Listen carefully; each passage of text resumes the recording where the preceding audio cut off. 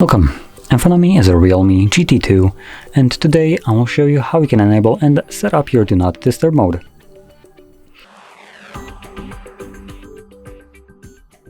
Now to get started, simply pull down your notifications, extend the list by swiping down on it once more, and look for Do Not Disturb mode, which for me is right over here.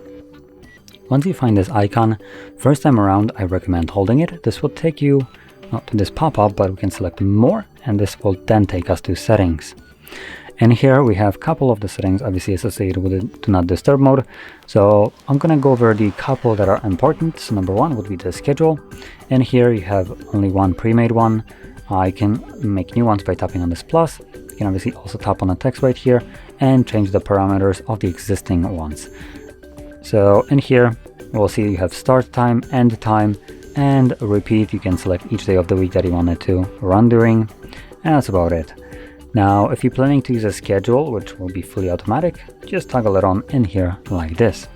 But for everybody else who wants to use the Do Not Disturb mode occasionally, then probably this will not be for you. So you'll have the toggle on in here, and obviously you can also toggle it on quickly from here. But going quickly to the other options, we have people. So here you can select who can message you and call you, and by default it is selected to be favorite, but you can also select it to be contacts or no one. And alongside of that option you also have this ring for repeated calls. So if someone calls you twice within a 3-minute period, they will be bypassing whatever you have selected right here. So if you don't want that, obviously keep that off. And that's about all the worth mentioning settings in here. So we can close this, and like I mentioned before, if you wanted to use your Do Not Disturb mode, simply tap on the toggle. Now unfortunately there was no settings for automatic turn off or like timed turn off. So some other option or some other phones have the option to select it on a timer, which you can then choose the actual time that it will be running in.